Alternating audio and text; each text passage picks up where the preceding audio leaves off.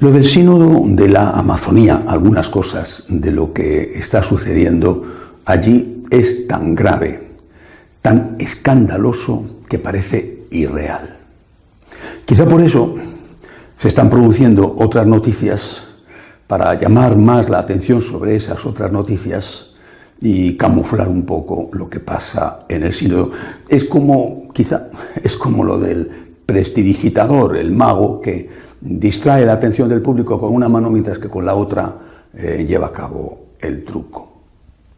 Empezar el sínodo con un rito de adoración a los dioses de la fertilidad en los jardines del Vaticano, al lado de la gruta de Nuestra Señora de Lourdes, adorando a dos tallas de madera indígenas de dos mujeres embarazadas desnudas y a un falo de considerables dimensiones, eso es una provocación.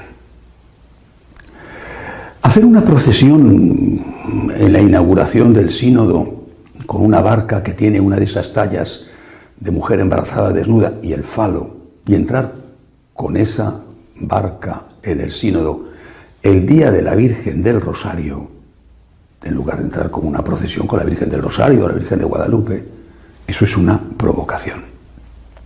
Y luego viene lo demás, que es mucho más grave. Pues la inmensa mayoría de los padres sinodales y de los que participan se muestran a favor no solamente de la ordenación de casados, sino del diaconado femenino, pero como paso previo al sacerdocio femenino y, lógicamente, episcopado femenino y papado femenino. Eso es más que una provocación. Digo yo que quizá sea por eso por lo que están ocurriendo otras cosas que distraen la atención. Por ejemplo,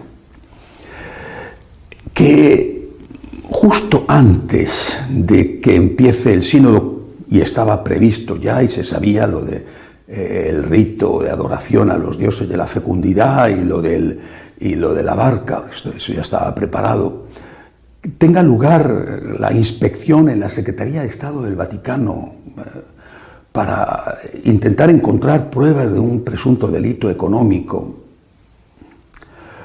¿Eso es una casualidad? El Papa tiene el deber, y hay que apoyarle, el deber de hacer limpieza y de acabar con la corrupción, al margen de las formas que se produjeron en la investigación en la Secretaría de Estado. El Papa tiene el deber de hacer eso. Pero, ¿es una casualidad que ocurriera justo antes de lo del rito de la fecundidad? Y que cuando está todo el lío de las declaraciones a favor del sacerdocio de los casados y del sacerdocio femenino, se descuelgue Scalfari, el periodista que ha entrevistado varias veces al Papa Francisco, con un artículo en el segundo diario más importante donde él escribe, donde él es editor italiano, un artículo donde dice literalmente que el Papa Francisco le ha dicho a él que no cree en la divinidad de Jesucristo, que Jesucristo no es Dios. Una afirmación así supondría, de forma automática, la anulación del pontificado de Francisco. Dejaría de ser Papa de forma automática, porque es una herejía gravísima.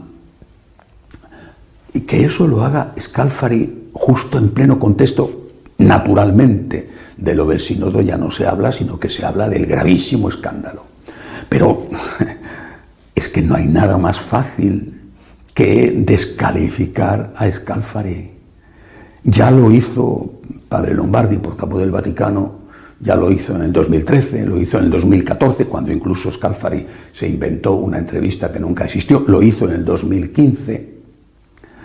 Es cierto que ahora el director de la sala estampa, de la sala de prensa del Vaticano, Bruni, hizo al día siguiente, presionado por los medios que se volvieron locos con esta afirmación, hizo un rechazo de las declaraciones de Scalfari, pero fue un rechazo muy ambiguo. Pero bueno, al día siguiente el responsable de las comunicaciones del Vaticano, Ruffini, ya lo dijo con toda rotundidad. Lo que ha dicho Scalfari no lo ha dicho el Papa. Vale. Fácil, muy fácil descalificar a Scalfari porque está descalificado por sí mismo. Aparte de que la cosa era increíble, pero está descalificado por sí mismo. Y luego hay una tercera cosa, que tampoco me parece casualidad. Entrevista del cardenal Sarah, uno de los hombres más odiados por los progresistas liberales, más atacados e insultados. Entrevista del cardenal Sarah al primer periódico italiano, donde elogia al Papa Francisco, donde dice que es el hombre providencial para este momento concreto de la historia de la Iglesia. Eso es un amigo, y no los que pasan por ser amigos del Papa.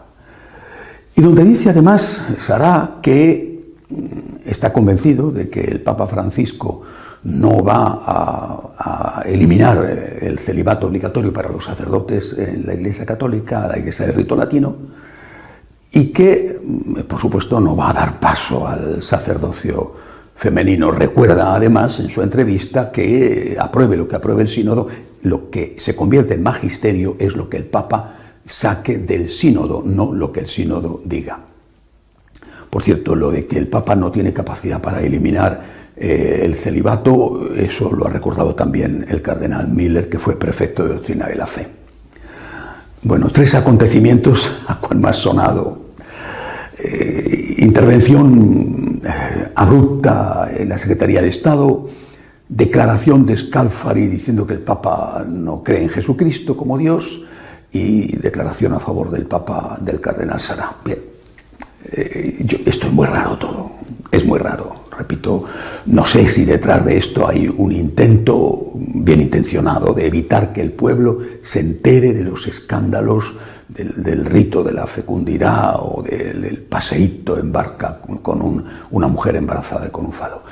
No lo sé, pero desde luego es muy raro y no me parece que sea una casualidad. Se podía haber investigado en la Secretaría de Estado otro día, y lo de Scalfari, repito, facilísimamente desmentible. Lo de Scalfari suena o huele a un favor de un periodista a un amigo, sacando esa declaración, por supuesto falsa, sacando esa declaración y que la gente piense en eso y no en otra cosa. Lo que está pasando en el sínodo es muy serio y tiene algunas cosas, repito, que son escandalosas. Pero yo creo que al fondo de la cuestión, de verdad, al margen de si este ha dicho, si el otro no ha dicho, al fondo de la cuestión hay una cuestión, un asunto de fe. No creo que estemos ante una diferencia entre buenos y malos, no. Creo que estamos en una discusión, en una pugna profunda entre creyentes en la divinidad de Cristo y arrianos, neoarrianos, que ven a Jesús como un gran hombre, pero solo como un gran hombre. Y por eso, precisamente, porque es para ellos un hombre, se puede cambiar sin ningún problema sus enseñanzas, si es que dijo lo que dicen los evangelios que dijo. Pero incluso suponiendo que dijera lo que dicen los evangelios que dijo, ¿y qué más da? Si era solo un hombre, un gran hombre, pero solo un hombre, pues claro que se pueden cambiar sus enseñanzas, hay que ponerlas al día y no hay que estar esclavos de los dogmas o de la palabra de Dios o de la tradición. Repito, creo que es un debate de fondo entre los que creemos, pecadores o no pecadores, pero los que creemos en la divinidad de Jesucristo y los que han dejado de creer en la divinidad del Señor. Pero si creemos en la divinidad de Jesús, tenemos que tener paz y esperanza. Porque si creemos en la divinidad de Jesús, creemos que Él es el Señor de la historia y que Él es el que lleva adelante la Iglesia, también en este momento de tantas incógnitas y tantas provocaciones. Quizá esas provocaciones tengan precisamente como objeto buscar un resultado, porque cuando se provoca, y se provoca de forma deliberada, lo que se busca es que el provocado reaccione con la misma agresividad. Dicho de otra manera, lo que se busca es que se vaya. Y quizá quieren que los conservadores nos vayamos porque no tienen la seguridad de que si no nos vamos puedan hacer lo que quieren con lo que quede de la Iglesia. En todo caso, repito, es una cuestión de fe. Creemos en la divinidad de Cristo y en su humanidad. Creemos en la maternidad divina de María. Y porque creemos en esa divinidad de Cristo, estamos seguros de que el Señor es el dueño de la historia. Estamos en sus manos y eso nos hace tener paz y esperanza en medio de este caos y de esta confusión. Los que no creen en esa divinidad al final creen que son ellos los dueños de la historia y por eso intentan manipularla. Se han equivocado y se equivocan. Creemos que el Señor Jesucristo, nuestro Señor, es Dios verdadero y hombre verdadero. Esa es nuestra fe, esa es nuestra esperanza. Hasta la semana que viene, si Dios quiere.